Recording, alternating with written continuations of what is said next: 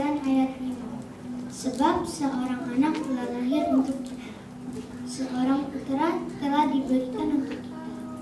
Lambang pemerintahan ada di atas bahunya, dan namanya disebutkan orang. Penasehat ajaib, Allah yang perkasa, Bapa yang kekal, Raja damai. Matius 1 ayat 21-23. Ia akan melahirkan anak laki-laki, dan engkau akan menamakannya Dia Yesus. Karena Dialah yang menyelamatkan umatnya dari dosa mereka. Hal itu terjadi supaya genaplah yang difirmankan Tuhan oleh Nabi. Sesungguhnya anak darah itu akan mengandung dan melahirkan seorang anak laki-laki, dan mereka akan menamakan Dia Immanuel, yang berarti Allah menyertai.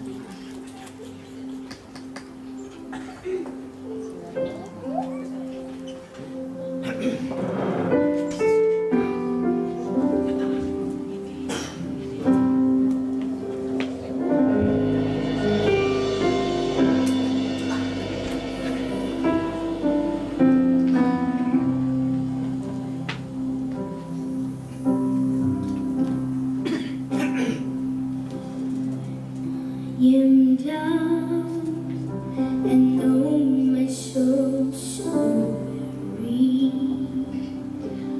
When troubles come and my heart burden be, that I am still and wait here in the silence until you come and see the one with me. You raise me up so I can stand on mountain. You raise me up to walk on stormy seas. I am strong when I am on your shoulder. You raise me up to more than I can be.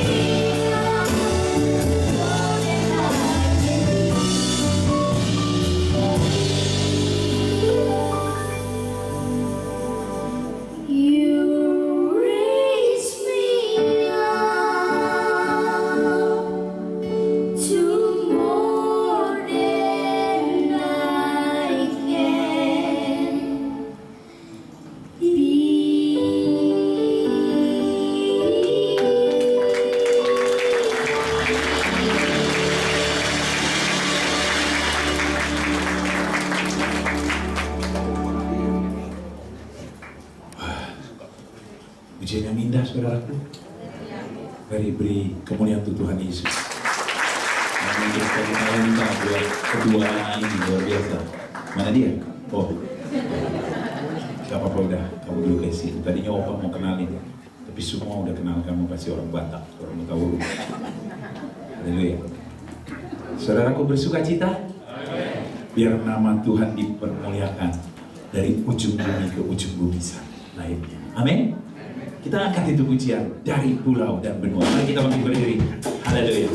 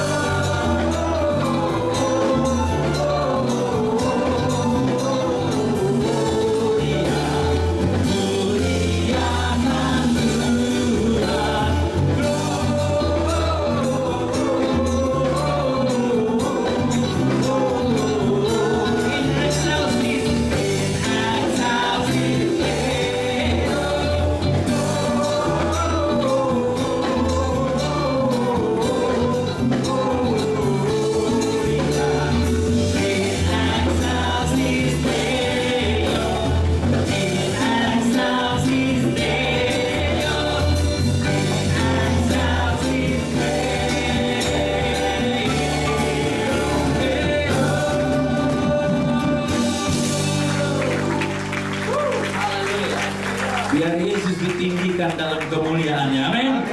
Silakan duduk saudaraku, silakan duduk.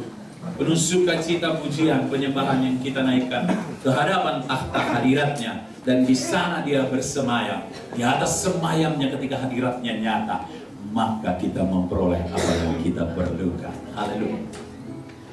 Sekarang Ibu Grace Simon. Haleluya. Mari berdoa.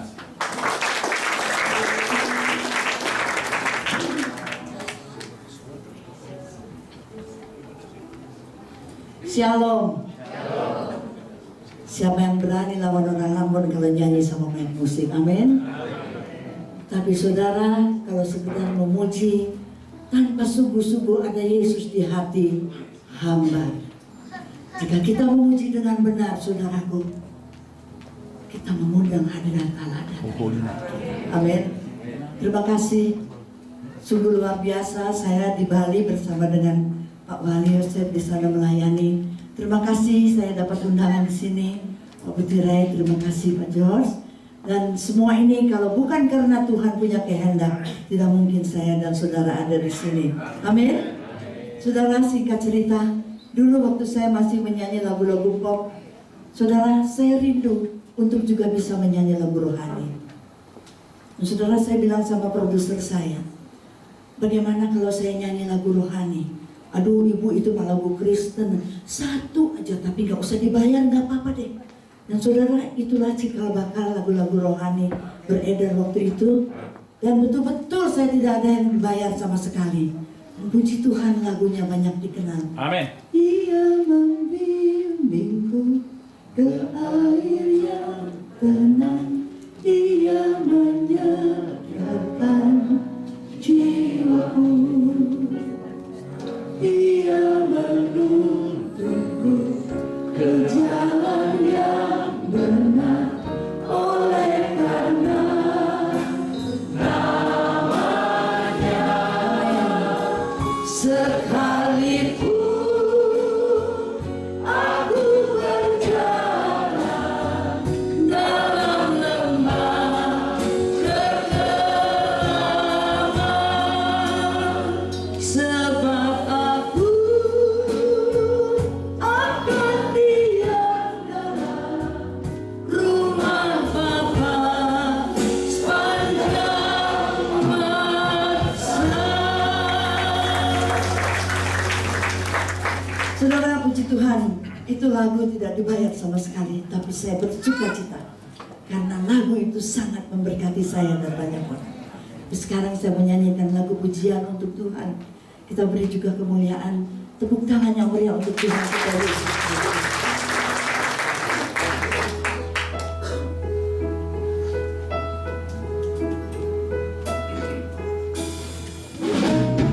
Oh, holy night, the stars are brightly shining. It is the night of a dear Savior's birth. Long lay the world in sin and error pining, till He appeared and the soul found its worth. A thrill of hope, the weary world rejoices, for yonder breaks a new and glorious morn. Oh, on your knees,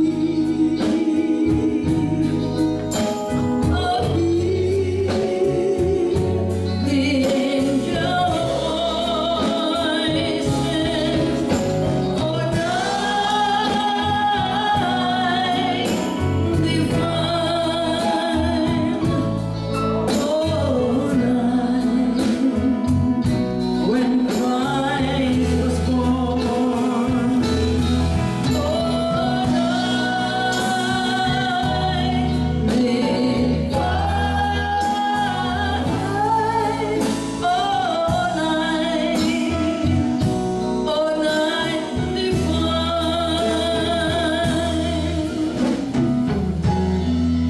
Saudara, banyak orang berkata, Ibu Nores usia sudah berapa? Saya bilang, tahun depan saya 63. Aduh, luar biasa. Apa rahasianya? Rahasianya Mazmur 37 ayat 25. Dahulu aku muda, sekarang telah menjadi tua, tapi tidak pernah aku melihat orang benar ditinggalkan, atau anak cucunya minta-minta roti. Amin. Itu rahasianya, saudara. Pegang Pasti Tuhan berkati.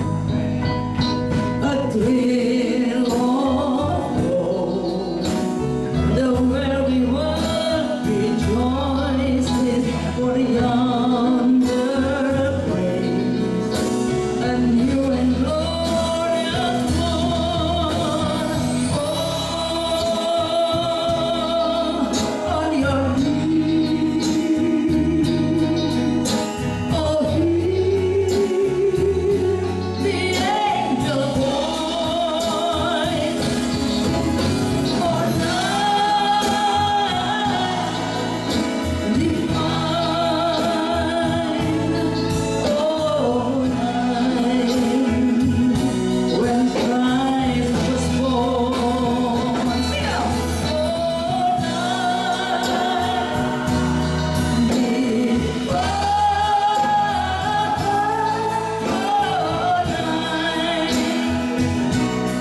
night divine,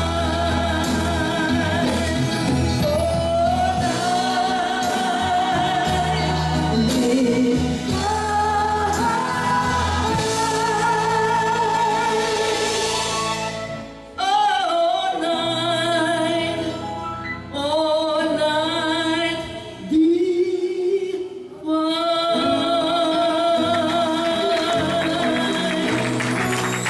Haleluya, beri kemuliaan untuk Tuhan. Haleluya. Terima kasih. Nanti saya akan tampil lagi dan kita mendengar firman Tuhan dulu. Amin. Haleluya, pujilah nama Tuhan Yesus Kristus.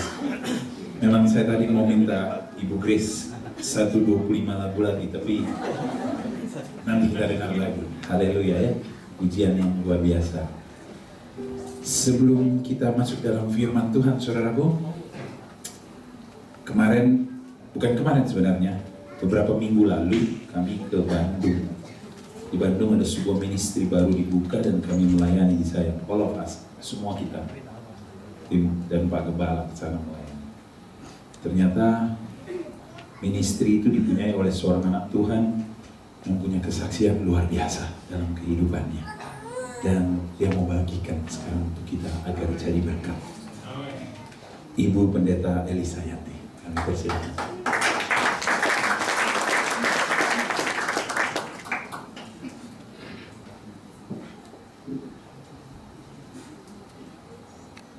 Shalom. Shalom. Kurang seru ya. Soalnya kemarin kami diberkati luar biasa, bikin seru luar biasa. Nama Tuhan ditinggikan, nama Tuhan dimuliakan. Sampai hari ini Bapak-bapak Ibu semuanya, kami semua ketagihan loh. Kami diberkati lagi-lagi malam ini, saya diberkati boleh berada di tempat ini yang luar biasa. Luar biasa sekali. Sampai nggak bisa berkata apa-apa lagi. Terima kasih Bapak Gembala yang sudah berikan kesempatan kepada saya kembali berkati saya lagi di tempat ini. Perkenalkan, nama saya Elisa Yanti. Saya datang bersama mami saya tercinta dan anak saya, juga didampingi oleh Pak Wali Yosef sebagai mentor saya.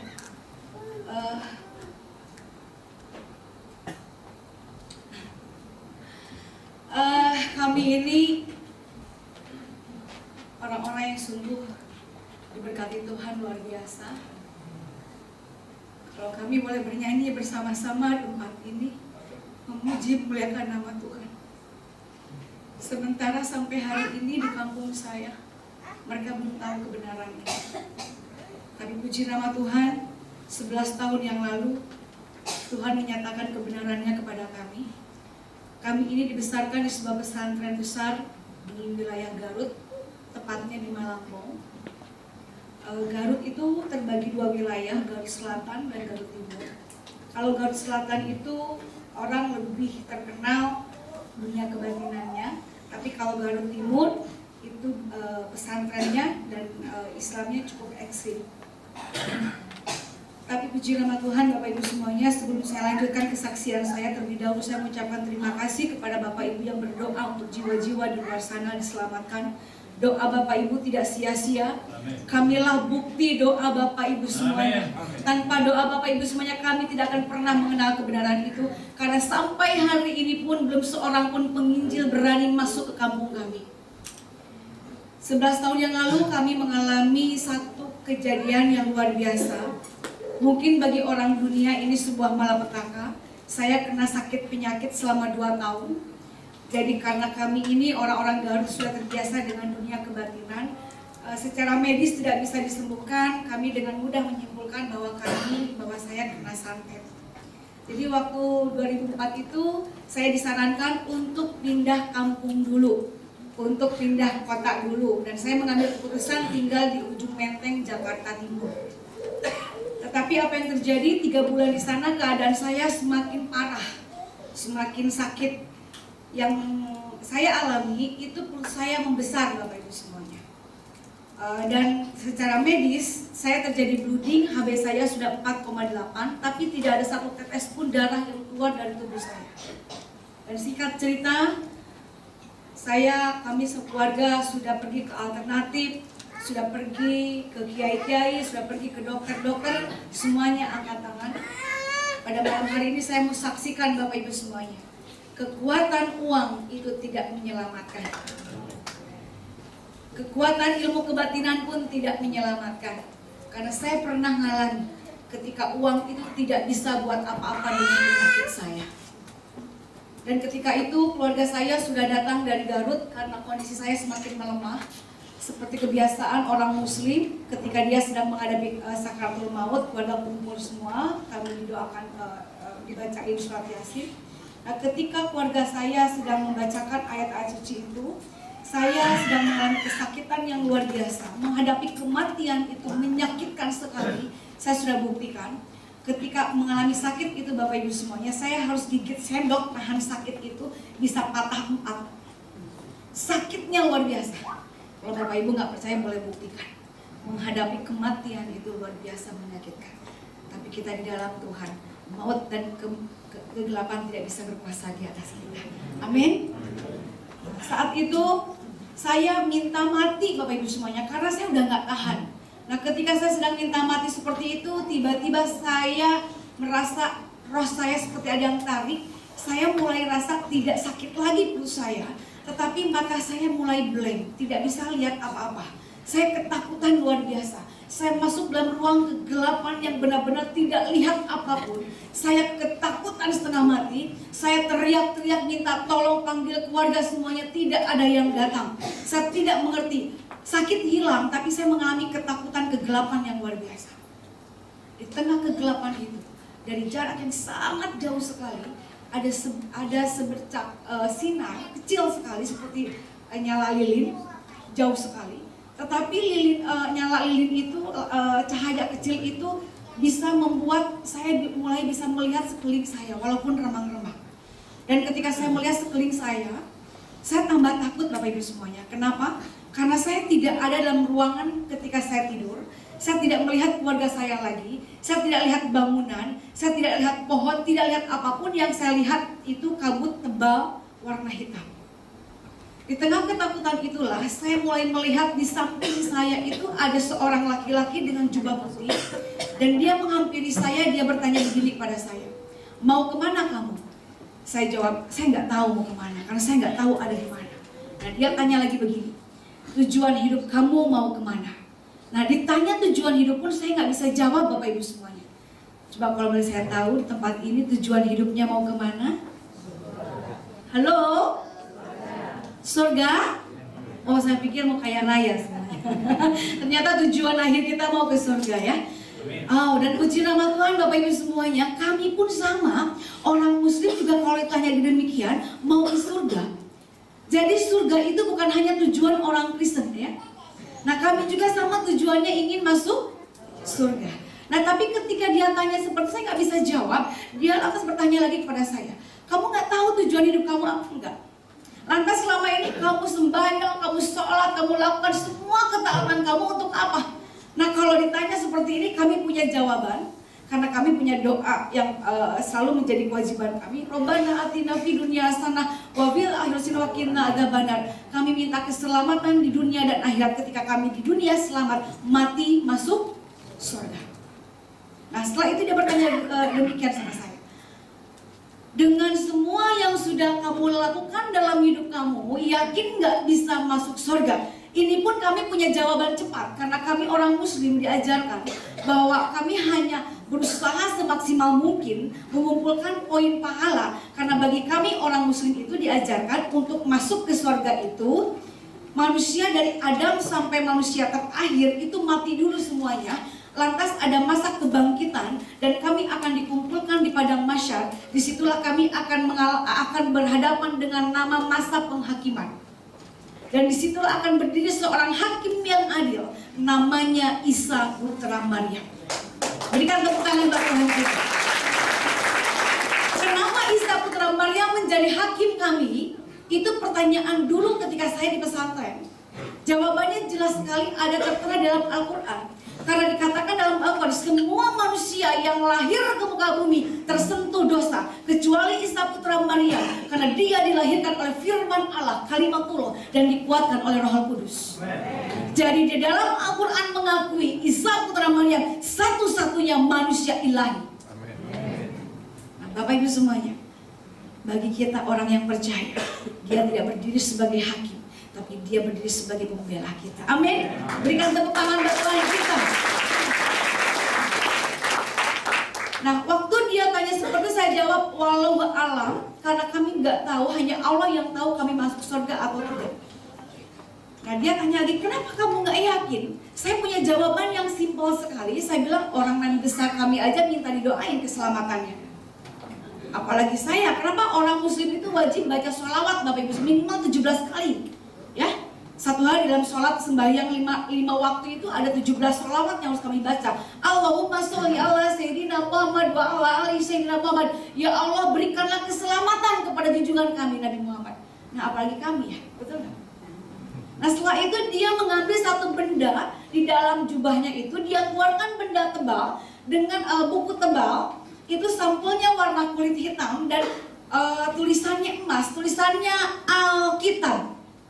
Mohon maaf, waktu itu saya tidak pernah gaul, saya orang kampung banget, tidak pernah ketemu dengan orang Kristen, tidak pernah tahu kalau di Indonesia Injil itu dikemas dengan sampul Alkitab. Kan jarang tulisannya Injil gitu ya, selalu Alkitab. Nah, saya tuh nggak tahu Bapak Ibu semuanya kalau Alkitab itu Injil. Karena mungkin kalau yang saya lihat itu tulisannya Injil, kami tahu ada satu kitab suci yang wajib kami imani. Karena itu salah satu rukun iman orang muslim, tetapi unik. Wajib kami imani tapi tidak boleh kami baca, sentuh pun tidak boleh, hukumnya murtad. Taurat, Zabur kami pelajari Bapak Ibu semuanya. Tapi Injil itu salah satu kitab suci yang wajib kami imani, tapi tersentuh pun itu murtad hukumnya. Jadi waktu saya lihat buku tebal dengan tulisan Alkitab, saya nggak tahu itu buku apa. Lantas dia berkata demikian kepada saya, akulah keselamatan itu, terimalah ini yang akan menyelamatkan hidup kamu. Kembalilah dan sampaikan kebenaran ini. Saya terima buku tebal itu, dan tiba-tiba saya dengar suara mami saya, keluarga saya itu dari bawah, jauh sekali. Otomatis saya lihat ke bawah. Begitu saya lihat ke bawah, saya lihat ada seorang perempuan, mukanya mirip saya, sedang tidur, dan ada keluarga saya di sana. Hitungan detik Bapak Ibu semuanya, saya rasa sakit lagi. Dan ternyata kata keluarga saya, menurut keluarga nih, tapi kan dokter lagi dipanggil, nggak tahu saya mati atau enggak. Tapi 1/4 jam ketika mereka sedang membaca surat Yasin, napas saya sudah berhenti. Maka sudah ditutup oleh kain, sedang tunggu dokter datang. Nah, tiba-tiba saya bergerak lagi, senang nggak keluarga? Senang sekali dokter datang.